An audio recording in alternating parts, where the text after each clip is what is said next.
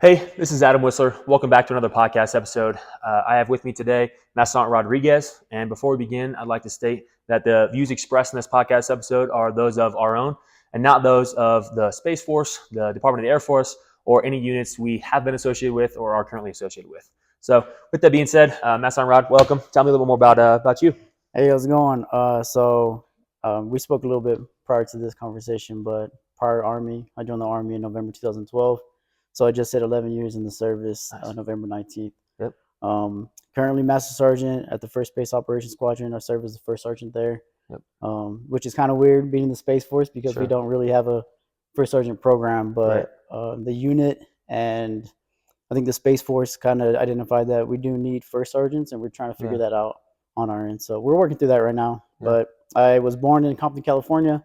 I could say I was raised there. My dad joined the Army when I was like 6 weeks old. Sure. And so we stayed in Fort Benning, Georgia for my childhood, Yeah. probably a good majority of it till I was Nice. like 7 years old, 7 or 8, something like that. And then he got medically discharged because both of his kidneys shut down while he was in Korea. Okay. So he was 100%, disabled. Mm-hmm. And we ended up moving back to California and lived in San Bernardino and then Linwood, and then eventually moved back to Compton, California, Yep. where I finished out my 9th grade year in high school. Sure. And then that summer we moved to Louisville, Kentucky. Yep. And that was a little bit of a culture change Yeah. for me, I'm sure. going from an urban city like Los Right. Angeles to rural Kentucky, basically. Yeah. And so I lived there for like 7 years before joining the military. Sure. Like I said, in 2012. I went to basic training at Fort Benning, Georgia, which Yeah. I'm not too sure what it's called now, but Yeah, Fort Moore. Fort Moore. Yep. Fort Moore, back when it was an all-male basic training. Yep. I think I was one of the What was last your few MOS? cycles. I was 25 Sierra in the Okay. Army. Yep. So I was a satellite communication system operator Sure. and maintainer. My knowledge of space was very limited to the ground. Yeah. So That's fair. That makes sense. I did have knowledge of the geosynchronous orbit, Right. the communication satellites that we have in that orbit. Right. But as far as an in-depth knowledge of space, it wasn't. I don't consider it really there. Not like I got when I transferred over to the Space Force. Sure. Sure. And so I served 9.5 years in the Army. I was stationed at Fort Polk, Louisiana, at the First Maneuver Enhancement Brigade. Mm-hmm. I PCS to Fort Hood, Texas, where I was at the DSC for the headquarters and headquarters battalion for 1st Cavalry Division. And then I went to Hawaii, where I was at the 307th Expeditionary Single Battalion. And then I moved up to the 516th Single Brigade, Sure. staff level. And then I eventually went to the White House, where I was under the Special Missions Command Directorate. Oh, nice. Working at the White House Secure Interface Facility. Cool. Love that job. That was Still doing 25 Sierra work? At the White House? Yeah. No, not really. So I did have a satellite, a SATCOM discipline for the travel team that I could support the travel team in that sense. And I did 2 support missions for them. I supported President Trump when he went to Florida for, I think it was a campaign. Sure. And then I supported Vice President Harris when she went to Mexico City. So Wow. doing SATCOM stuff, right? Yeah, Setting up terminals to support them on those trips. Sure. So, and that was a phenomenal experience in itself. And but my main job was more stationary. It was under the Special Missions Command, like I said. Their main support was to like second residence and then Camp David and all that stuff. But yeah, I love that. I love that mission. That was my first introduction to what we call SAP, right? Special Access Programs. Right. And when I got a taste of that, I was like, yeah, I have to continue this high. When I PCS to Hawaii, I thought, oh wow, I can't get any better than this, right? I'm in Hawaii. Yeah. I got to enjoy that for 3 years in the Army. And then I got the opportunity to go to the White House, and then I was like, "Wow, this is even cooler." Yeah, it's even cooler. I'm at the tippity top. Yeah. And then how'd you make that transition to Space Force then?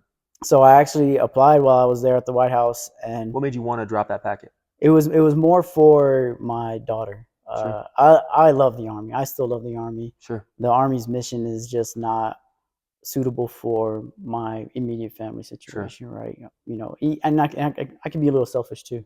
I don't want to spend a year, 9 months or 15 months away from my daughter. Sure. So I made the decision to transition to the Space Force, or try to transition to the Space Force, knowing that I was doing everything that the Army wanted me to do to progress quickly, and I was definitely on track to succeed in my goals of becoming a warrant officer or even commissioning in the Army.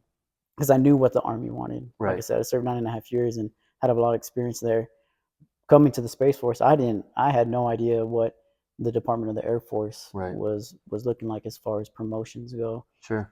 And I did look it up before I transferred, and Of I course. saw that the average promotion to Master Sergeant E7 in the Space Force or in the Air Force was 17 years. That's the average timeline for promotion. Right. I was at 10 years, 9 years Right. in when I wanted to transfer over. And so I had a discussion with my mom and my dad, and I got their opinions on, okay, you know, I want to transfer, but here are the potential impacts, Right. right? I could slow down my progression immensely Mm-hmm. because I don't know what the Space Force wants as far as progression Right. goes and promotion goes. So, but I will gladly do that to ensure I get more time with my daughter. Right. You know what I mean? So, yeah, when you have a family, it definitely gives you a different perspective on what's important in life. For sure. And everything I do right now, I do it not for me and my present. I do it for my daughter's future. Sure. And so all the money that I make is for my daughter. Sure. I have to find that healthy balance, or I feel like I had to find that healthy balance of progression and making money for my daughter's future, but also spending that time with her and Right. ensuring that not I don't only give her the financial aspect of life, but I give her the me aspect The of life, time. right? The Yep. personal time Of and the course. care and all that stuff. And even now, it's not good enough. I'll leave for Sure. work, and she knows I'm coming home Sure. at the end of the day around 1700, and she's just like, "Oh no, don't go, don't go." She's a kid though. Right. She's 4 years Right. old, so she doesn't understand. Of And she course. has no concept of time. Right. So, Right. but yeah, I feel like I'm really trying.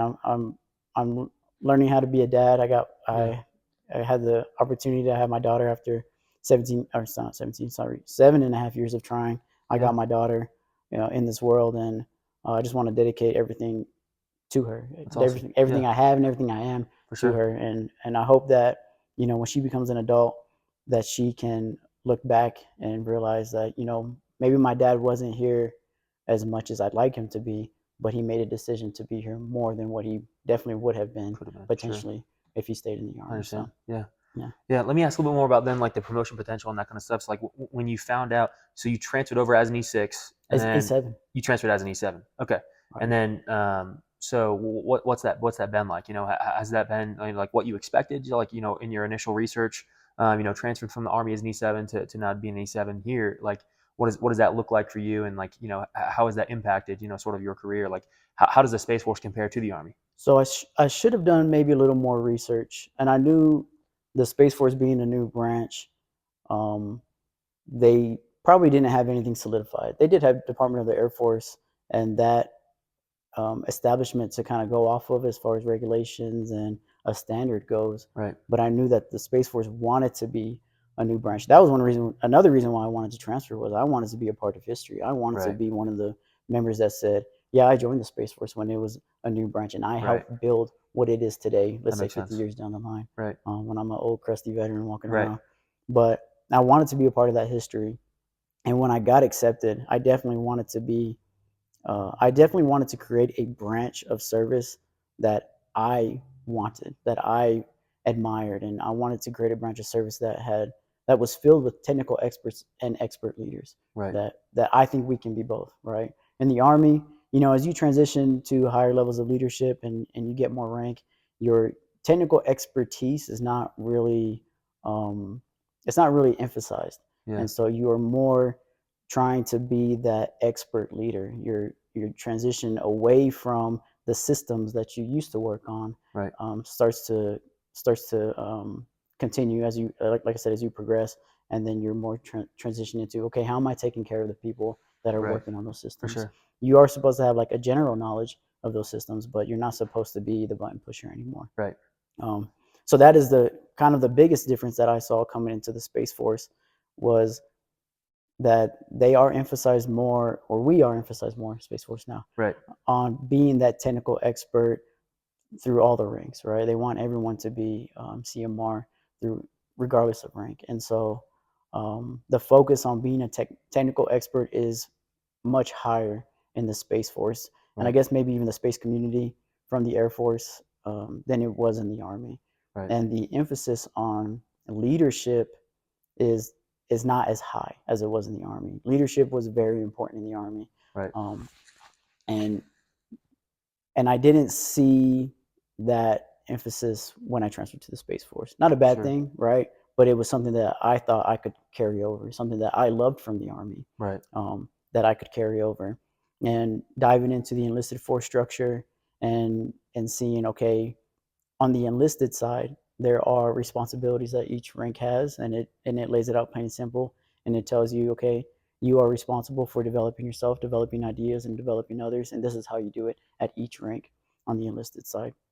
So I wanted to definitely take Department of the Air Force doctrine that was already established, and then Army doctrine that was already established, merge the two to create leaders within my squadron. Start off small, right? Sure. Leaders within my squadron that I want to be the future of the Space Force. And for the most part, the young CGOs, the lieutenants that we get, and the young specialists and young sergeants that we have, very open Mm-hmm. and very willing to learn and develop themselves to be the leaders that I want them to be, right? I can't expect them to be that because Sure. that is not the standard that the Space Force, big Space Force has emphasized or even provided.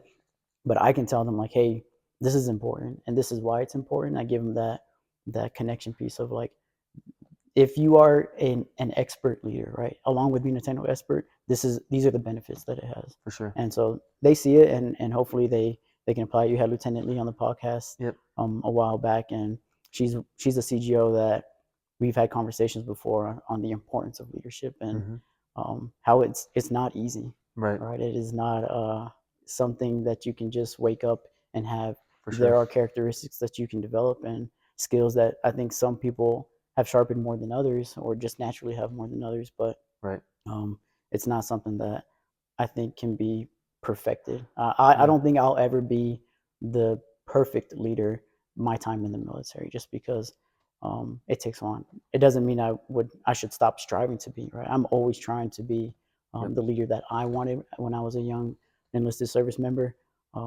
But that's all I can do is put in 110% effort of being the leader that I think the service needs and Right. developing the leaders that I think the service needs. Right. So A yeah. lot of really good things to kind of like latch on there, but like I think one of the things that I really want to touch on first, and I find really interesting, coming from my Army background as well, having been prior enlisted and prior officer, I think the relationship between enlisted and officers is very much defined, I would say, or at least like hashed out more in the Army side, and I've seen with the ratio of enlisted to officers, and the similar job tasks or occupational demands of a Space Force Guardian, for enlisted and officers. How does that like relationship work? Like you talked about your relationship with Lieutenant Lee, and like I'm sure you have relationships with plenty of other CGOs, FGOs, right, in your unit. But like, how does that relationship look like from the comparative aspect of Army's relationship of enlisted officers, and then now Space Force relationship between enlisted officers? Roger, and like you mentioned, not only the relationship aspect is kind of clearly defined on the Army side, right? We've been around since June 14, 1775. Yep. It's established, right? The probably the performance standards and the roles and responsibilities of officers and enlisted is clearly defined in the Army too. Yep. I don't want to say that is not defined in the Space Force, because if you look into the enlisted force structure, it does say as a senior NCO, we are charged with mentoring and coaching some young CGOs, right? Right. And so that is provided to us. I don't know, or I haven't found it at least from my research just yet, that there is a piece of officer doctrine specifically for officers within the Space Force that says you are responsible for learning from senior NCOs, right? That Sure. is your responsibility, along with leading. So I'm still diving into the regs and AFBANs and DAFIs and all that, and the instructions and handbooks and guidance memorandums, like all that stuff that's available. Right. I still continue to look through those to again better myself and better the force. But I haven't seen anything that says officers, your role is to learn from senior NCOs. I have seen on the senior NCO side, your role Right. is to coach and mentor these officers, these young Right. CGOs, and then the job portion of it. We did have, when I first transferred to the Space Force, I was introduced to a squadron that was having lieutenants perform the same job as young specialists or young sergeants, right? Right. Um, And I immediately thought, oh, that's not supposed to happen, right? Coming Right. from an Army background, Right. that's not supposed to happen because there are um, potential negative impacts from that, right? Perceptions of if I'm a junior enlisted service member performing the same job as a lieutenant, why wouldn't I think, um, why am I doing this if they're getting paid double what I'm getting paid, right? Right. Figuratively speaking, I don't know the numbers, Yeah. but they're getting paid much more than what I am to do the same job. Mm-hmm. And same thing from the officer perspective, right? Why am I a lieutenant performing this job that the specialist is performing when I am expected and I want to perform at a higher level and hold a higher level of responsibility? Right. So thankfully, we did transition out of that pretty quickly when I got into the squadron. It was more of a need than anything else while we were doing that. I can't speak for the rest of the Space Force, and I can't speak for other squadrons within the Space Force to say that they are or are not doing that, right? Having lieutenants perform the same job as specialists or young sergeants. But the First Space Operations Squadron, did have the opportunity to get more new accessions in and specialists and sergeants into to get our lieutenants out of those positions, so that Mm-hmm. conflict of interest or whatever you want to call it Right. wouldn't exist anymore. And Right. so they can perform jobs that require individuals who are paid to hold a higher level of responsibility. Our Yeah. mission planners, and our crew commanders and deputy crew commanders, they are. We created those positions, and we hope we have those positions for individuals who are required to hold that higher level of responsibility, take risks, and Right. say, hey, I put my name on this, and Right. I'm proud to put my name on this for For this sure. reason because of the risk factor that's involved with it, right? Yeah. So, Does that also feed into, so like, we have non-commissioned officer evaluation reviews, right? Like NCOERs, OERs, right, on the Army side, and then like I believe EPRs, OPRs for Department of Air Force side. so the Air Force just transitioned to EPPs and OPBs, Okay. but the Space Force does still still utilize EPRs and EPR, OPRs. OPR. Okay, and so of course, we're familiar with the process of OER into ER, right? Like character, presence, intellect, lead, develop, achieve, right? Yes. What does that look like for like a Space Force side? Like how does that play into it, right? One of the things that the way I've understood it at least is like there's more of a focus on your technical expertise and subject matter expertise on your specific MOS or AFSC or SFSC, right?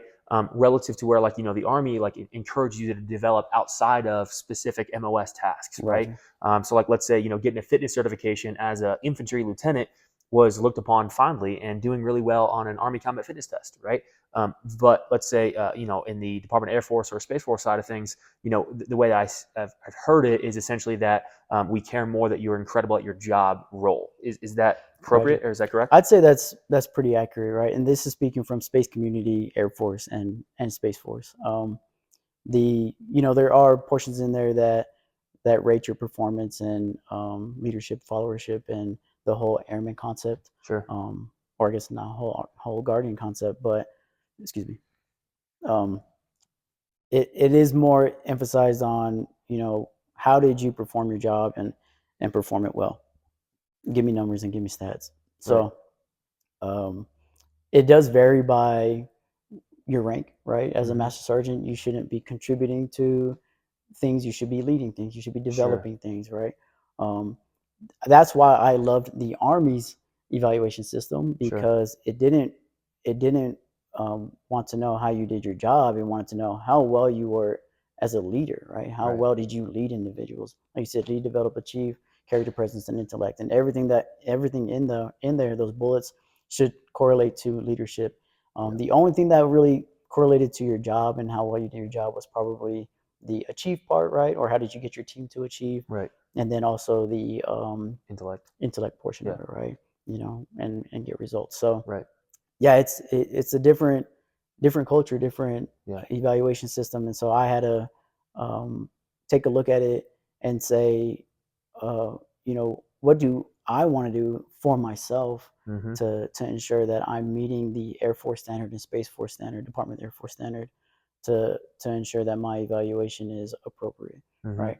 I will never change my character as a leader, though, right? Regardless of what branch I'm in. I feel like leadership is so important that I cannot my my pride won't allow me to change myself as a leader to outperform my peers on the technical side of things. I will Sure. be a technical expert if the Space Force wants me to be a technical expert.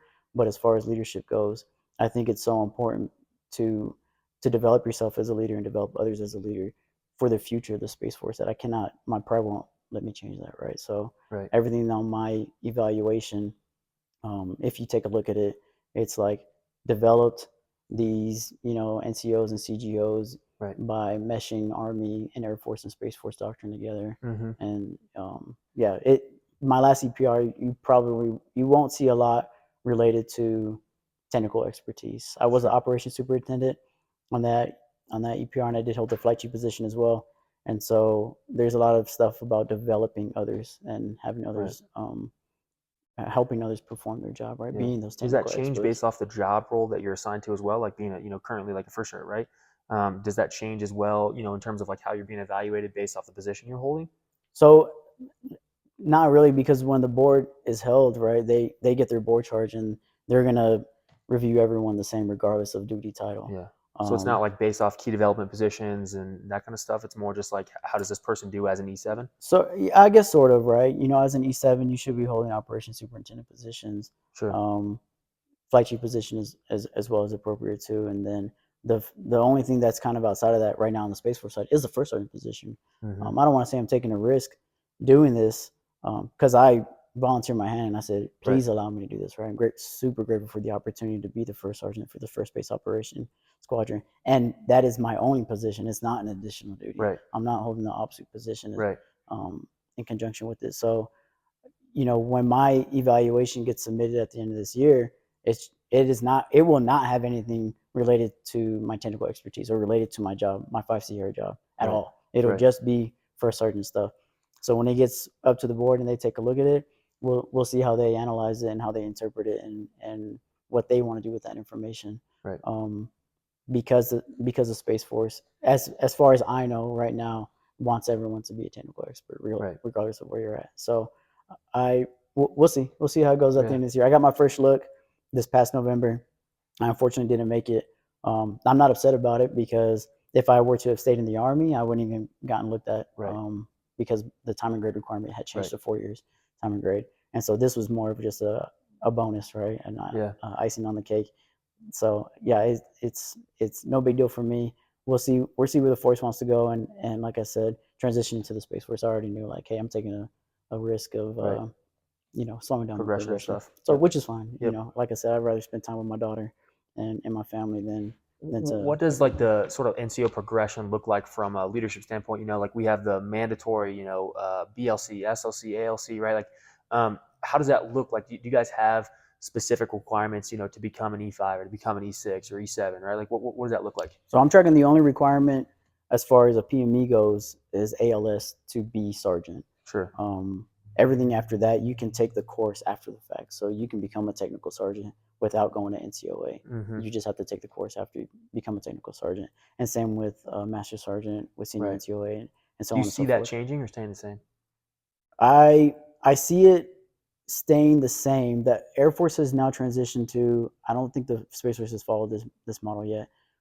Has transitioned to an education system and where they're providing intermediate classes to those ALS, NCOA, and senior NCOA courses, and they're I can't remember what the names of them are, but basically they're like they know that individuals will wait probably like 4 years before going to another PME. That's a rough estimate, right? Yep. So they want to provide PME in between that to kind of keep people current with leadership. And I speak to individuals on the Air Force side of the house or even prior Air Force who have come from a maintenance background, security forces, um, basically kind of anything other than space. And they tell me like, their focus on leadership, it's comparable to the Army, right? Right. As far as being a young NCO and getting troops off the rip, or being a young E4 and getting troops off the rip and having to lead those individuals. So the Space Force is just it's built a little bit different, and so we have to figure out what is appropriate for our branch of service, right? Right. What is appropriate for our mesh of commissioned officers Right. and enlisted personnel, and then also the lack of I guess I don't want to say leadership opportunities, because in my opinion you don't need to have a subordinates assigned to you to be a leader, right? Sure. You can go out of your way, but the emphasis on that, right? Right. And kind of providing that direction to these young leaders and saying, giving them that message. You don't need subordinates to be a leader. This Right. is what you can do, and this is how you can lead. But without them knowing that, without that information being given to them, they kind of know they're going about their business, Yeah. developing themselves as technical experts. Yeah. So Have you heard of the book? So there's a book called "Lead Yourself First." And that kind of goes along with that thing you just said. Is like you don't have to have subordinates underneath you to literally be a leader, right? Can you tell me a little bit more about like how does that make sense, right? Like if you don't have a subordinates assigned to you, well, like who are you leading? How does that make any sense? I think you can just kind of follow what I do. I take a look at my surroundings. I take a look at my peers, the not my direct subordinates, but the junior enlisted around me and the young CGOs, and I say, okay, do I feel like there's a gap to be filled? Do I feel like there's anything lacking on the development side of the house, leadership side of the house? Is there a standard that's not set that I think needs to exist? And so you develop that, and then you provide that. When I was the flight chief, I didn't have direct subordinates. I think I had like one or two, but the individuals assigned to my flight were young CGOs and young NCOs, and I developed those professional development courses or whatever you want to call them. Right. Super informal, but it was just information that I was giving them, and I said, "Hey, I don't see this being done in the squadron. I don't see it being done in the Space Force. Sure. Let me provide this to these leaders, these young leaders Right. and future leaders." And so, um, like I said, I want to build a branch of service that is filled with expert leaders as well, along with technical experts. I didn't see the development on the leader side of the house. So to the leaders out there now, right? You don't need to have direct subordinates to develop others. Right. If you just go out and have informal conversations like I Right. normally do about leadership, For sure. you're developing them. I wouldn't go in there with the mindset that this is my goal is Right. to ensure that Right. whoever I'm talking to, whether it be a casual conversation or not, I'm going to develop them as a leader. Just Yeah. go talk about what you're passionate about. It just so happens that I'm passionate about leadership. Right. And so I try to improve myself as a leader, and then talk to others about the importance of it. And in that sense, it's a development opportunity Yeah. as well, right? So I kind of hear it as like conducting sort of on your unit or the organization you're part of, conducting your own sort of needs analysis, identifying gaps, and then saying, how do I fill those gaps? Yes. And then, for you in particular, it was, hey, I noticed a gap of leadership development and training, right? And developing these people's expertise in that domain. So I'm going to create an informal process to try to, fill that gap. Does that sound about It is. right? It is, and even the emphasis, right? Let me emphasize something that I don't think is being emphasized, but exists. Sure. And I'll go and I'll speak to them about the enlisted force structure, and I'll ask them, "Have Mm-hmm. you all read this?" Right? Most of the time, the answer is no. Not all the time, but most of the time, the answer is no. And so I'll pick little blurbs or quotes out of the enlisted force structure that I think are important. AFI 1-1. Little blurbs and comments from AFI 1-1 that I'll repeat to them that I think are important. And then even the Airman Comprehensive Assessment that everyone should be receiving within the first 60 days Mm-hmm. of being assigned a superior or a supervisor and or subordinate. That emphasis is just not there, right? And Right. I'll inform these junior enlisted too of what the roles and responsibilities of their leaders are, so that way they know, because you don't know what you don't know, right? Right. So, and like I said, I'll pick out little things that are very important to me. The ACA, the Airman Comprehensive Assessment. The first time I read that thing, I was like, wow, this is amazing stuff that I don't think is emphasized enough. Specifically, the first statement that the individual that's being given the feedback session to has to say yes to, right? There's statements in there that they say, oh, yeah, I read them and I understand them. And so the first one is like, I understand the importance of doing the right thing, even when it may be unpopular or difficult. Right. Those words, super impactful to me, right? But it's just not emphasized within the force, or at least I don't think so, right? Personal opinion. It's not emphasized within the force that when you say yes to this statement, think about what it means. Think about what it's saying, right? Just like the oath of enlistment, right? Think about those words. Think about what they mean to you, and how you are affirming that you will follow Right. those words, right? Right. NCO Creed from the Army thing, Yep. from the Army side, right? Right. Those words are not just words, at least Right. to me, right? Right. Those are values to live by. So Yeah. that's one thing I found interesting too. Is I think the Army places I'd say moderate emphasis, at least on the the leadership, our core values, right? Loyalty, duty, respect, self-service, honor, integrity, personal courage, Yeah. and whatnot. What I find interesting is I was just at a large event last week in Cape, and I found there is a relatively higher level of emphasis on the core values of the Space Force. Right? We have our character, our commitment, our courage, and our connection. Yep. Is that like kind of resonating down at the squadron level? Are any of your senior leaders pushing that to you, or are you pushing that to any of your subordinates or company grade officers? I definitely push it to the subordinates, junior enlisted, CGOs, like I said, just because those four core values, right? And not many people know this, um, but within the Guardian ideal and the Guardian spirit, they're like these I will statements that are associated with those core values that say, Mm-hmm. I will as a team member or I will as a team leader, you know, do this to honor this core value, right? And there's three per category, per category, per, excuse me, per category and per team member or team leader. Yep. So um, again, I read those and I'm like, man, these are powerful words. Um, please, please emphasize the importance to, I'm having this internal dialogue, right? Please emphasize the importance to the young leaders or future leaders within the organization so they kind of get the importance of it.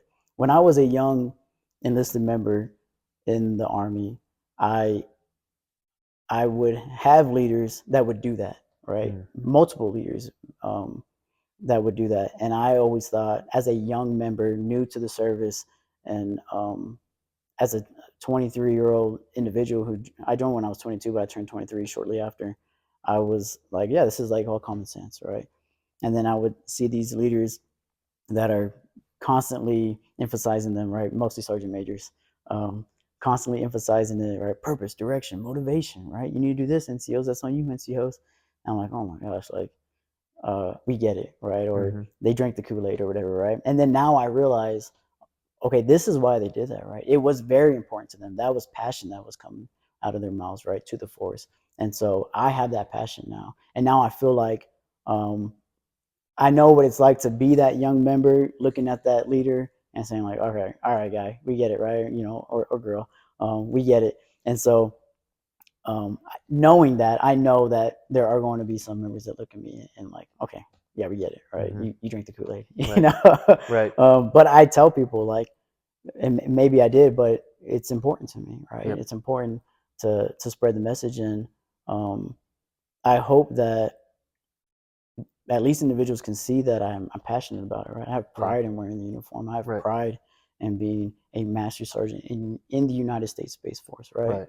Right. It feels good to say that, and it felt great to say I was a U.S. Army soldier. Right. Um, so that I'm trying to emphasize the pride. I'm trying to emphasize the message. Trying to emphasize the importance of developing those young leaders into being the future leaders to be in my position, Right. right? To Do you think continue it doing what I'm comes doing. from like how you distill that message and deliver that message, and if so, like how do you then try your best to, let's say, not sound like that old crusty sergeant major that does just recite doctrine to these junior officers and junior leaders.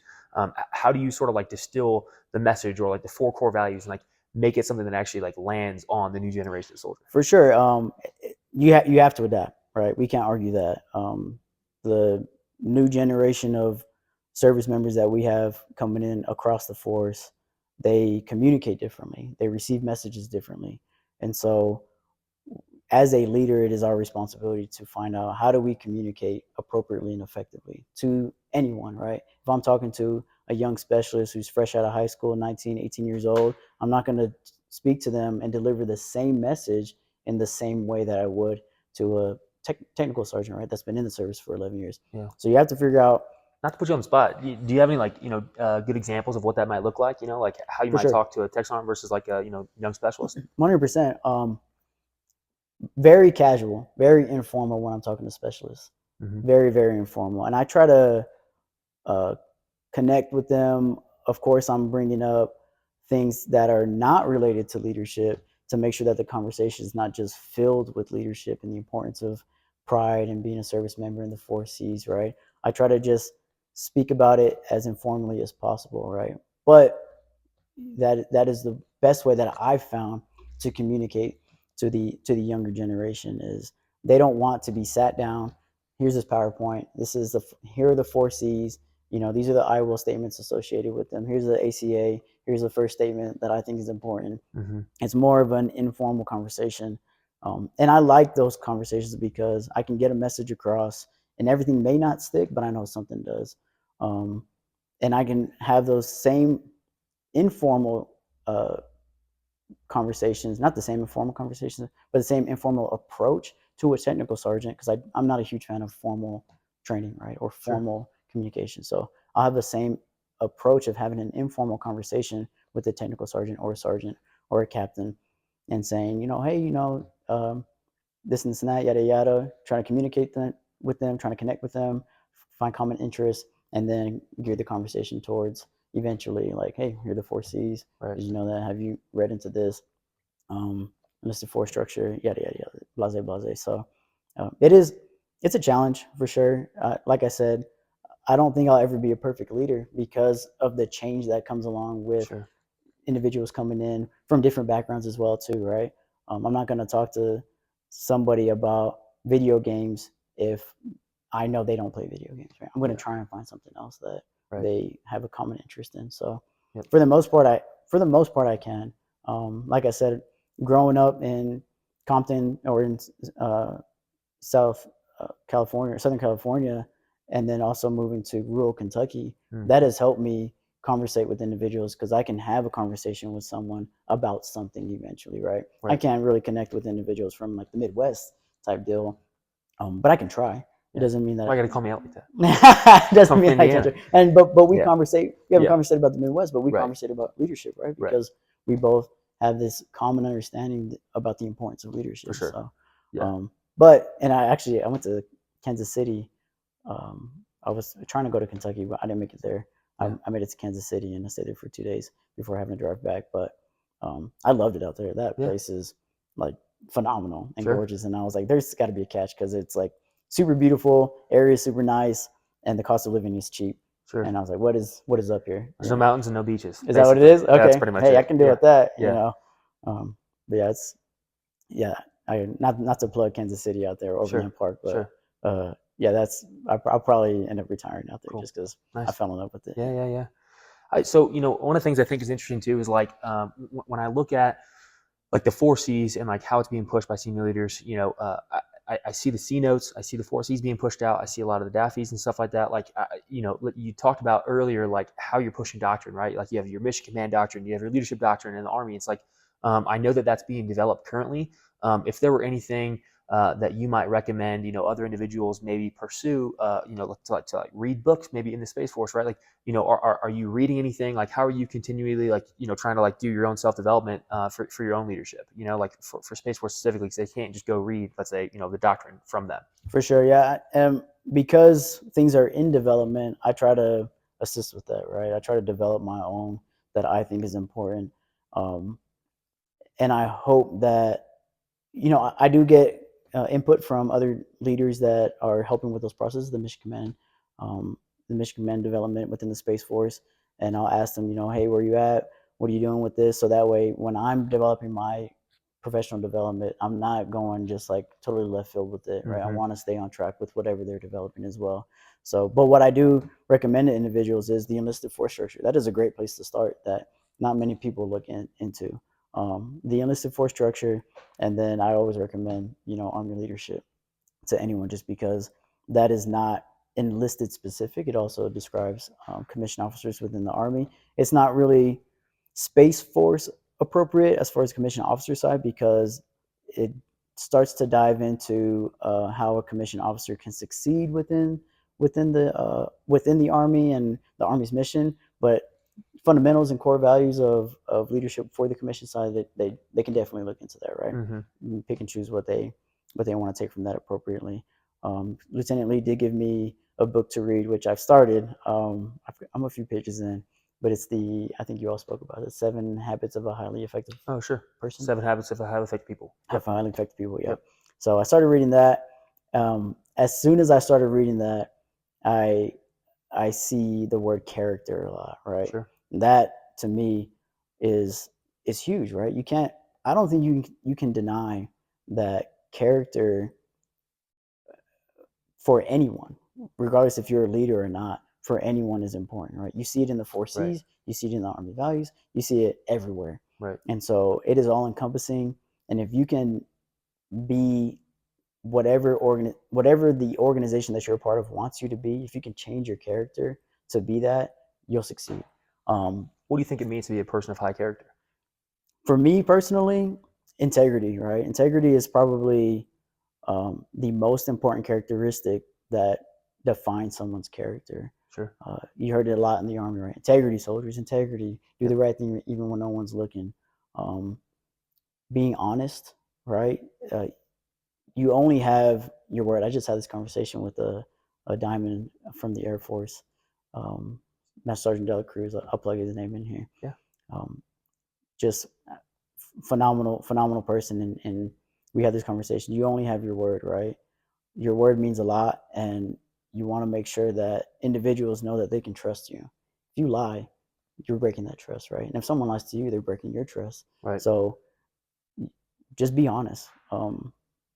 In person, not or behind someone's back. Just make sure that if you're making a promise, you're keeping that promise. If you can't keep that promise, you're communicating to that person why, and it better be a good reason, right? But honesty in general, be an honest person. No one likes a liar. I especially don't like a liar. So of course I'm not going to lie. I want to lead by example. But honesty and integrity, to me, that's what really makes a person's character. I tell people that you can always change your character, and your environment does kind of mold it and shape it. Growing up in Southern California for my adolescent years, I was not in the best environment. And I was not surrounded by friends who had the same characteristics and values that my parents were trying to teach me. Right? They can only tell me so much. As soon as I leave the house, I'm gonna do whatever I want to do, or whatever my environment shapes me to do. Right? So I can recall my parents telling me to always be better than them. Right? That was something that they continuously said: always be better than me, always do better than me. And so I try that, and I try to be better than my mom and my dad in a good sense, right? I'm not trying to bash them or anything like that, but with anything that they did in life, whether it be successful or a failure, right? I try to learn from that and be better than them in that aspect. So they emphasize the importance of telling the truth and being an honest person, and that's a value that I didn't have to learn coming into the military. That was something I had growing up, and I hope that I can instill that within my organization. I can instill that within my daughter, right? The only thing that I really want is that I can leave the Space Force knowing that I tried my best to make it better than when I joined, and then also I won't have to check in 30 years down the line and say, is the branch of service where I wanted it to be at, right? Can I go to sleep at night knowing that the branch of service is what I imagined it would be? And then same with my daughter too, right? Is my daughter the person that I wanted her to be, right? She that honest, contributing citizen to society. So I was talking to some junior enlisted service members at the FTech panel on Peterson, and I told them that, a leader in general, as a first sergeant and even a leader in the military, if we're talking to you and it sounds like we're talking to you like you're a kid, we probably are, but it's not we're not trying to be disrespectful, right? You kind of have to have that parent mentality when you're a leader. You want the best for your subordinates or the individuals around you that are going to grow up and replace you eventually, right?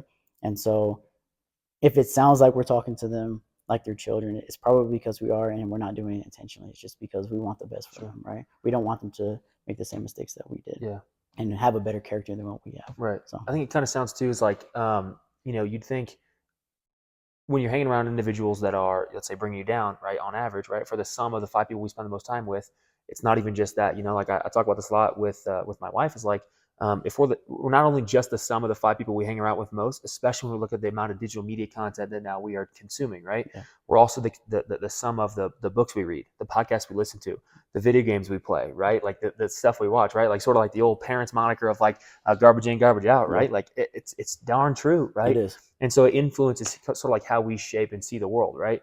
And so what I think is really interesting there is like if you have connections with people that are bringing you down on average, well, that's because you're around the culture of individuals that accepts that level of standard, right? Yes. So that I hear that as like if you're around a culture of individuals that expect a low standard, well, you'll achieve a low standard. Yeah. And so, can you tell me a little bit more about like sort of how do you shape a culture of excellence? How do you shape a culture of pushing people to achieve the standard that they may not feel they're capable of, but they are, For right? sure.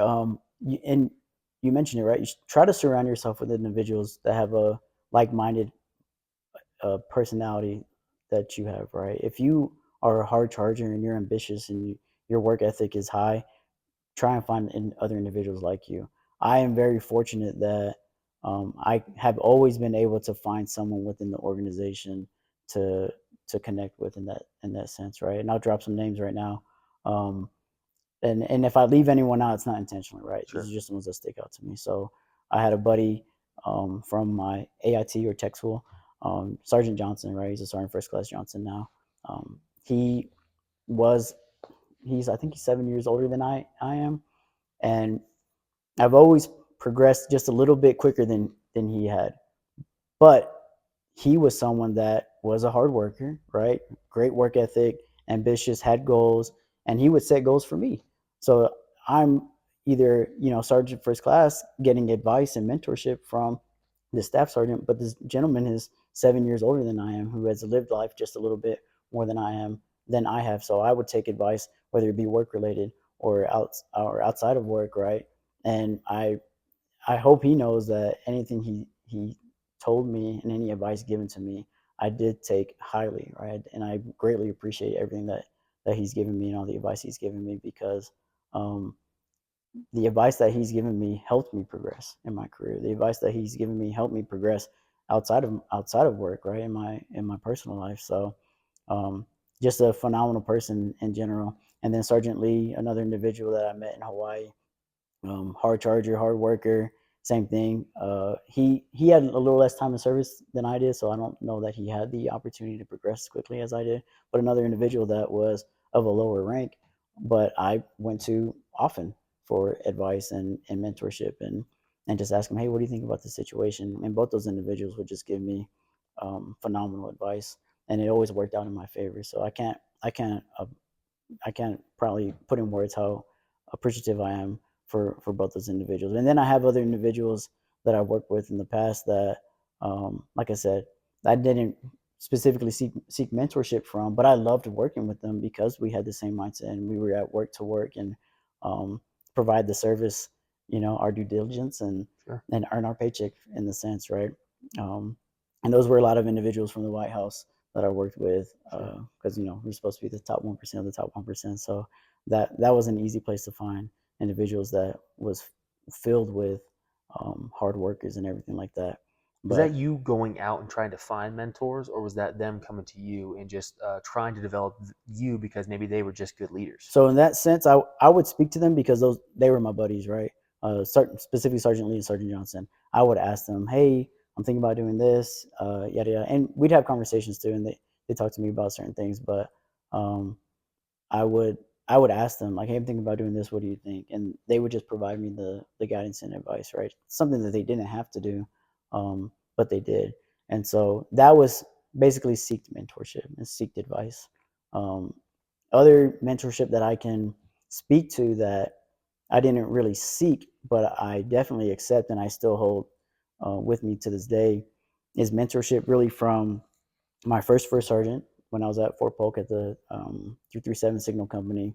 It's disbanded now. That unit's disbanded now. But my first sergeant out there, he taught me the value of being fair and impartial, Sure. because I was a PFC that showed up, E3 that showed up to the unit, and I'm like, I'm standing out not intentionally, but I'm there to work. So of course I'm like, anything that anyone needs to get done, just please let me know. and I'll help out wherever I can. Right. And so I stood out for that reason.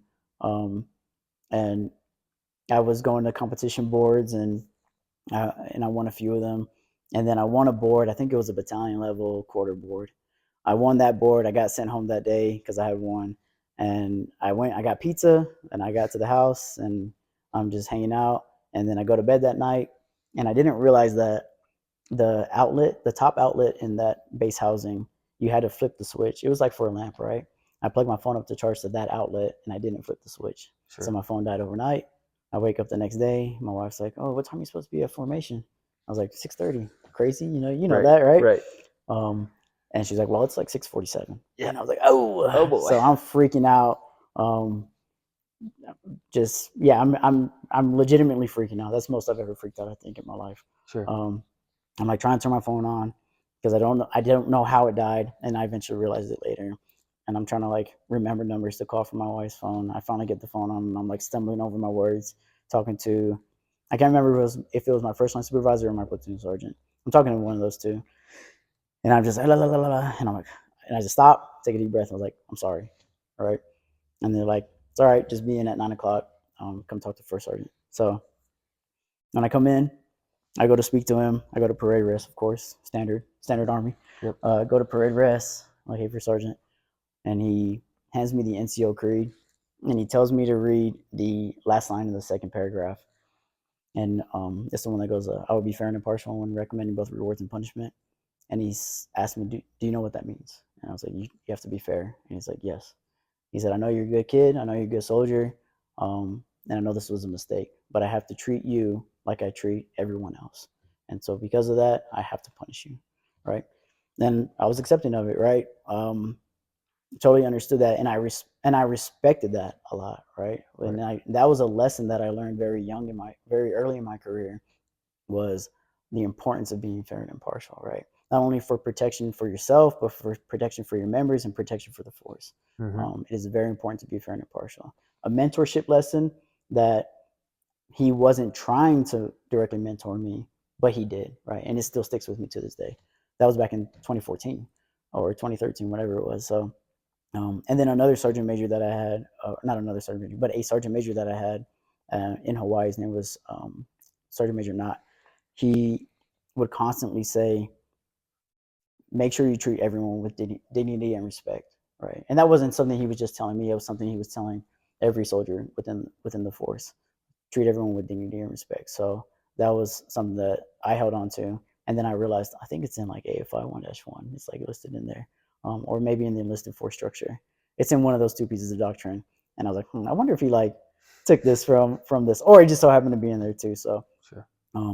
a piece of advice and a value that they mentored me in an indirect way, right? So, yeah, some of the mentorship that I've received has been sought advice that I've sought, and then other has just been Mm-hmm. indirect mentorship. I've also received mentorship from individuals that did not treat me with dignity and respect from the Army, and so whether they know it or not, they mentored me in a way to teach me, like, "Hey, this is what you don't do." Right? Exactly. Been spoken to some Yeah. kind of crazy ways in the Army, and Yep. rather than that individual ask me, "Hey, what happened in the situation?" They just went into laying into me, and so now I know, collect the facts, right? Yep. Talk to an individual, find out what's going on. Right. Maybe something isn't their fault. Maybe the point of failure is somewhere else. So gather information, and then you can make a decision to administer corrective action if you need to. So yeah, it's a. I don't feel like I've been in for 11 years, Sure. and I also never thought that I would be in this position. I never thought I'd be in a position of the top 3, right, within the organization, and it didn't really hit me until I was at either a flight chief tag up or a staff meeting. I don't remember which one it was, and I was speaking, and I was saying something, just what I thought needed to be said, and then the flight chiefs like busted open their notepad and started writing something down, and I was like, "Oh snap!" Like, Sure. that's when it hit me. I was like, "Oh snap!" Like, my words mean a lot, Right. and I'm in a position where I hold a huge responsibility, right? Yeah.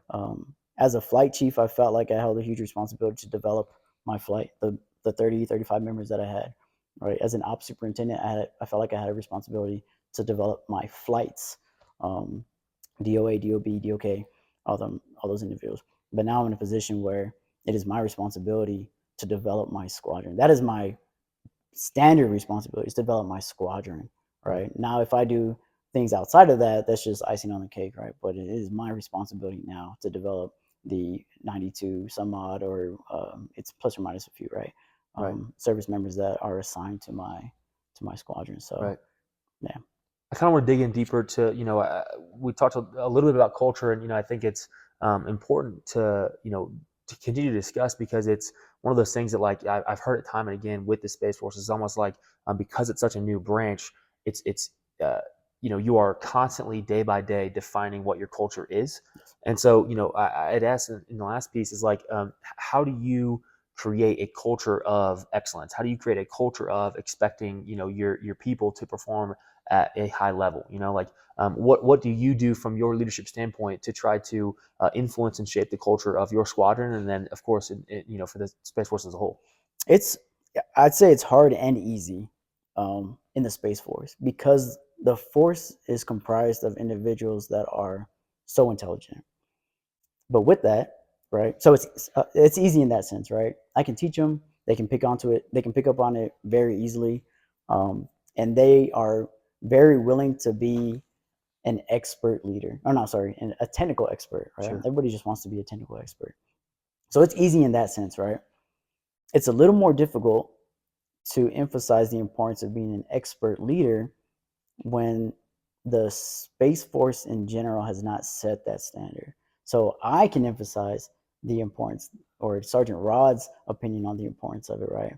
But without the Space Force telling those individuals, like, hey, this is important, and this is what you will learn, and this is how you can become the expert leader, it's, I don't want to use the word stubborn, but it's a little harder in that sense. That's the difficult part of it, is to emphasize or to influence those members to be the expert leader, because they're like, well, no, the Space Force wants me to be a technical expert, so I'm going to be that. And then everything else is just more of like what Sergeant Rock wants, right? And they're right.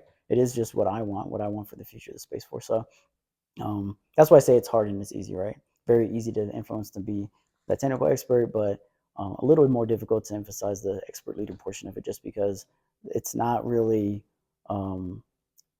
it's not really voiced from big Space Force, right? You need to be an expert leader at all levels of leadership, or whatever the case may be, starting with sergeant.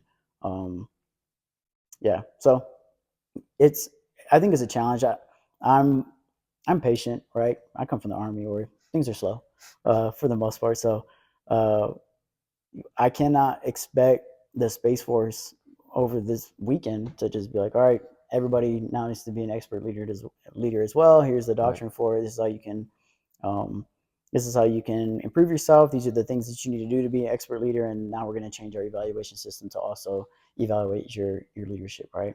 That's unrealistic to expect that change will happen. If it, hopefully it does. That's my desire. That it will happen overnight. So I don't know. We'll see. The Space Force does pride itself in being a branch of service that makes changes and implements changes quicker than other branches of service, or at least they want to. So maybe it'll happen before I retire. I got 9 years left before I can decide to retire, and my desire is to serve 30 years in the military.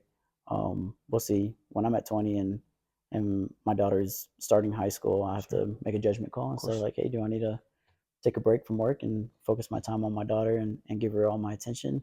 Or can I continue service and push out to 30 years? So, yeah, I don't know that those changes will occur at all, or if they do, if they'll occur in my time in service. So we'll see. I can only hope.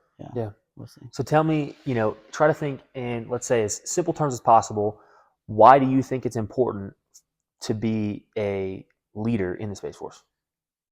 The positive effects from it, right? I've seen substandard leadership. You spoke about this with Chief Rosnick, right? Yep. I've seen substandard leadership before, and you can learn from that. There's no argument with that. I don't want individual staff to go through that. Right. I don't want individuals to have to learn from the mistakes that a leader made in order to better themselves. Because I've also seen and had conversations with other leaders that they were like, well, I had to stay till 1700. My soldiers can stay till 1700 too, even though they're not doing anything. Right. And I'd have to have that conversation with them and debate and say, just because you had to go through it doesn't mean we should have these soldiers go through it as well, right? For sure. There will be a day in which we all stay later than 1700. So if we can comp them now, let's please compensate them and give them some time off if we can afford it. So that's why it's important to be an ideal leader within the Space Force. That's why I think the ideal leader that the Army expresses and wants everyone to be is the ideal leader. I tell people these skills that I try to take from the Army and provide in the Space Force, they're not just military specific, right? Being a leader of character, leading by example, building trust, and extending your influence beyond your current organization or chain of command, whatever the case may be. All those competencies and those attributes, those are skills that you can take with you to the house and apply them if you have kids, right? Of course, you don't want to talk to your kids like they're soldiers and guardians, but apply them to your kids to be a better person. And then also you can take them to Enterprise Rent-A-Car. You can take them to Walmart, whatever the case may be. If you're in a position in which you have to take care of other individuals, being a leader is going to set you up for success, right? Being that individual that is making a decision in the best interest of others and not for themselves, right? NCO core is super important in that manner too, right? Those skills and attributes and characteristics can be applied anywhere, and you can. That's probably the biggest thing that I take from leadership, right? This selflessness from it, being that person that thinks about other people and trying to take care of other people in any way. To improve morale and improve their health and improve just them as a person. It's if everyone has that mindset, like we're all going to be okay, right? We're all going to thrive.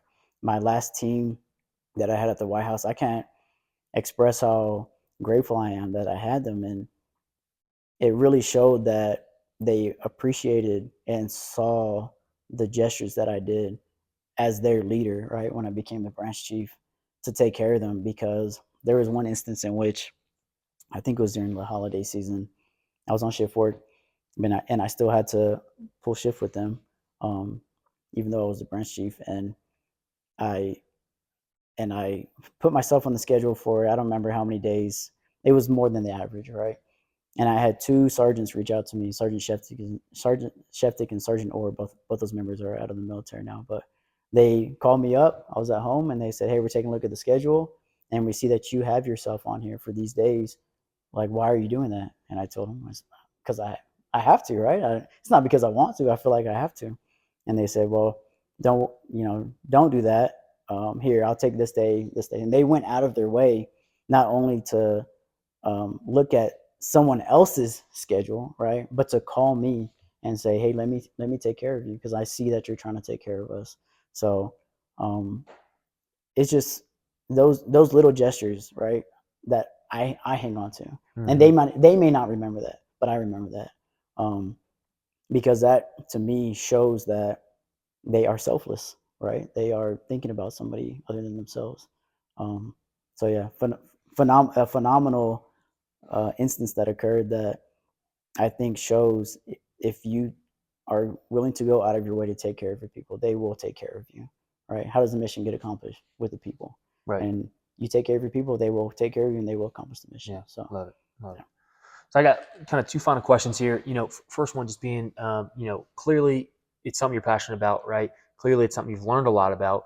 Where did you go to kind of get the knowledge that you currently have with leadership, and then what sort of like references, recommendations, like books, podcasts, people you want to talk to, like movies to watch. I don't know, whatever it is, but what sort of like references would you refer people to try to like learn more about this concepts?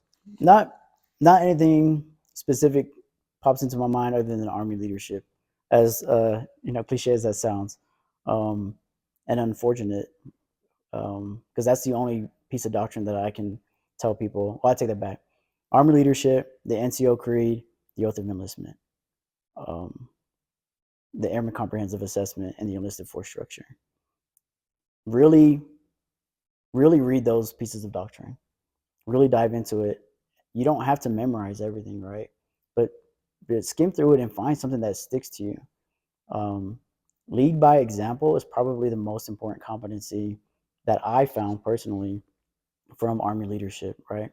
Within that leads competency, just because that is all encompassing in my opinion, right? If you're leading by example, you're maintaining the character that you think should be emulated from your subordinates. You are providing the presence that you think needs to be emulated by your subordinates whenever they become leaders. You're expressing the intelligence. You're just doing everything all encompassing, right? You're leading by example. The enlisted force structure, look at those responsibilities that you have within your rank. How can you develop yourself? How can you develop others? And how can you develop ideas? It's only going to help you, and it's only going to help the force. The Airman Comprehensive Assessment, like I said, I love that first statement. Actually read those statements. The first statement is the one that just, and it may be because it's the first one, but that's the one that really sticks to me. Is I feel like people just say yes, and they really need to understand that, right? Doing the right thing, sometimes it's not easy, right? And it will be unpopular and difficult at times. But you as a leader, you as a person of high character, and you as a person who has pride within yourself and within the work that you perform, right? Understand the importance of doing the right thing, even when it may be unpopular or difficult. So, and then the NCO creed, every word in that thing, the third paragraph, I'm like, okay, maybe an officer wrote this, because I'm like, it's that one's kind of funny to me, but I get the message, right? But the first and second one for sure, don't utilize your rank or position to attain pleasure, profit, or personal safety, right? You did not earn this rank, and you did not strive to achieve this rank to be looked at and perceived as someone who is just utilizing it to abuse it. Right. And the communication piece with your soldiers, and now now my guardians, right? Communication is super important. The AFI 1-1, I think the first overview paragraph has a statement in there where it's like, we are held to a higher standard as service members than our civilian counterparts, or something like that, right? Or like the general population. And so, hey, those words, impactful, at least to me. And then if I can get through it, I don't feel like I can really say, hey, you need to read this if I haven't read it myself. So once I get through it, I'll start saying that. But the seven habits of highly effective people. Yep. Yeah, definitely look into that too. It talks about character a lot. Yeah. So that's a good read too. I don't really was it Lucas? Was it Tech Sergeant Lucas or Chief Ross? I think that was talking about like Jocko Willings and we both David did, but Goggins. I think Chief Roz and I talked a lot about it. Yeah. To me, I get their message, right? And those are phenomenal people, right? Hardcore. But their delivery is just like a little too much for me. I cannot expect everyone to operate at the level that that they operate at, right? Let me keep it realistic. I had a conversation when I was in Hawaii with a sergeant named Sergeant Velez. He's over here at Fort Carson now, and he told me that someone told him, I think, that not everyone's 100% is your 100%. Everyone has a different 100%, right? So I cannot expect others to operate at what I think my 100% is. I can only be grateful if they're giving me their 100%. And I have to realize that and recognize that, And it may be a hard lesson for some hard chargers to learn, and it may be frustrating at times, but just realize not everyone's 100% is your 100%, right? Mm-hmm. And as long as someone is giving me their 100%, that's all I can ask for. So, let me see other. Well, I'll add in real fast. I think I said the same thing to Chief Ross, but it's like whether that's Jaka, whether that's David Goggins, whether that's someone else you may like on YouTube, someone else's book you may like, or whether that's like Brene Brown, right, talking about the vulnerability aspect of humans, right? I think what we as leaders or as coaches or as teachers or educators, right, whatever our position is, right, it's not just taking that and trying to shove the same message to everyone. It's what are the tools we can use coming from these people to then apply it to this situation, Yes. right? One person may respond really well to a Goggins style approach, right? While another person may respond incredibly well to a Brene Brown style approach. Yes. And that's totally okay.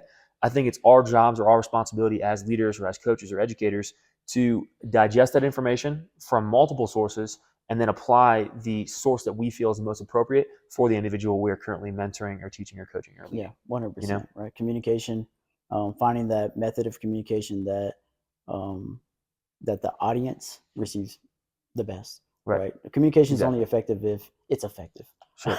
So I can sit here and talk all day, but if there are barriers, if the audience is not receiving the communication appropriately, only be for whatever reason, right? I'm just sitting here talking, and there's kind of no point in it, right? So it is our responsibility as a leader or as someone who is providing that communication to ensure that the audience that we are speaking to is prepped and ready to receive the communication effectively. So yeah, I do like actually someone that no one really mentions is Neil deGrasse Tyson. Sure. I don't know if anyone watches him.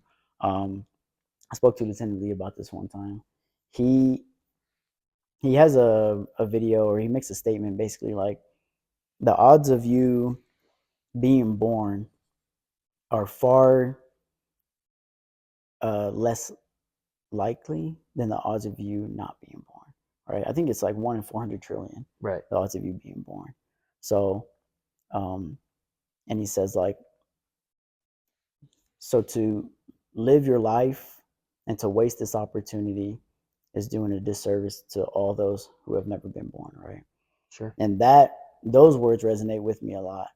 I am not as unfortunate as some individuals. I'm also not as fortunate as maybe most individuals. Both of my parents immigrated here from Mexico, and so I'm a first generation citizen. Every opportunity that I've had in my life is an opportunity and a privilege. And so those words that Neil deGrasse Tyson says, I try to hang on to and tell myself, if I'm going through a hard time, more than likely it could be worse, right? More than likely, almost definitely, someone else is going through something that is much tougher and much harder and doesn't have the opportunity that I have every day, right? This right here, sitting here, speaking to you, serving the service, moving my fingers, being able to see, being able to speak, being able to hear. Those are all things that every individual may have, but because they're so natural, we don't think about it, right? And we don't really appreciate those opportunities. This is not a right? This is a privilege, and this is something that I'm very fortunate to have. So I try to be appreciative of everything that I currently have. I try to be appreciative of the little things that may be overlooked by most individuals, and um, I can probably get frustrated some days at work, but that frustration, for the most part, is an opportunity, because without me being able to be alive and be in that situation, I wouldn't have never experienced it, right? It's all a learning lesson. It's all something that I get to experience. So, yeah, he's someone that I think like he gets slept on a little bit, because he says certain things like that, and those are messages that kind of resonate with me more than the David Goggins, who's going to carry the boats and the logs. Of course. Which I love those, right? I love watching those videos, and I love receiving those motivational excerpts of information from from those individuals. But I think that one little quote statement from Neil deGrasse Tyson, that's the one that really sticks with me the most. Is Sure. being able to be better is an opportunity, and time is ticking. The sure. only thing that is certain is death, and so I got to make sure that I capitalize on this opportunity and live my life to the fullest, and be what I think is a productive citizen to society, and then provide my daughter the future that I wish I could have had, and every opportunity in the world is available to her. That is my goal, right? I have two goals. That when my daughter becomes an adult, she has every opportunity available to the world to her, even though she may not take it, but it's available to her. And then also that when she moves out of the house and she becomes an adult, she considers me to be a good dad.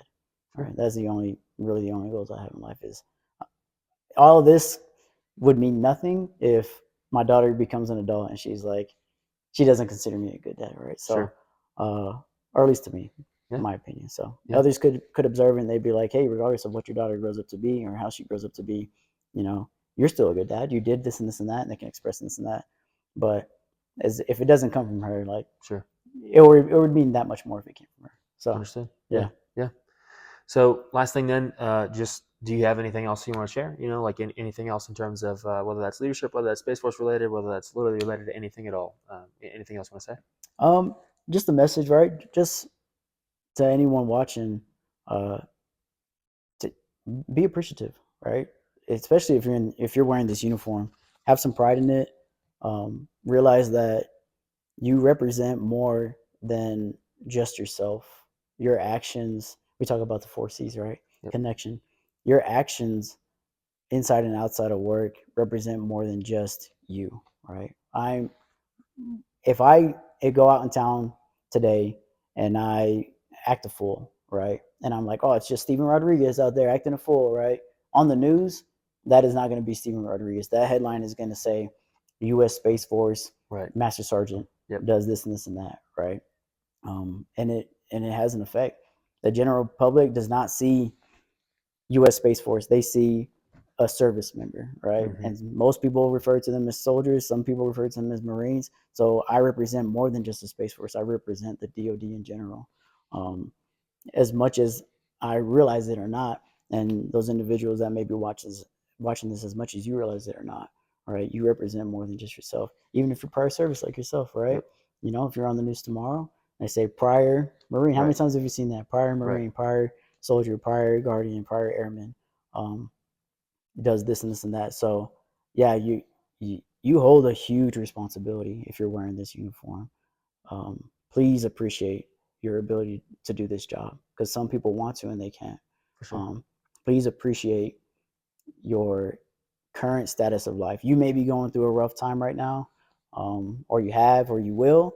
Just remember that there's more than likely someone out there who is going through something much worse than what you are. It doesn't justify it, right? I wish everyone in this world was thriving and could live a happy and stress-free life. That's not the case. It's not realistic. So we all have obstacles. We all have hurdles. We all have bumps in the road that we have to get through. Reach out if you need to. Please reach out to your first sergeants. We are the center focal point for resources, and we'll try and help you out as much as we can and get you to the appropriate resource to help you out as much as you can. But you don't have to suffer in silence. And like I said, it's just a bump in the road. It helps me if I say someone out there is going through something much worse than what I am, but it doesn't mean that I'm not going to try and help myself out, right? Whatever I may be going through, and same with those individuals watching this. Whatever you're going through, please reach out. Sure. Yeah. Thanks for your time, Appreciate brother. it, sir. Thank Awesome. you.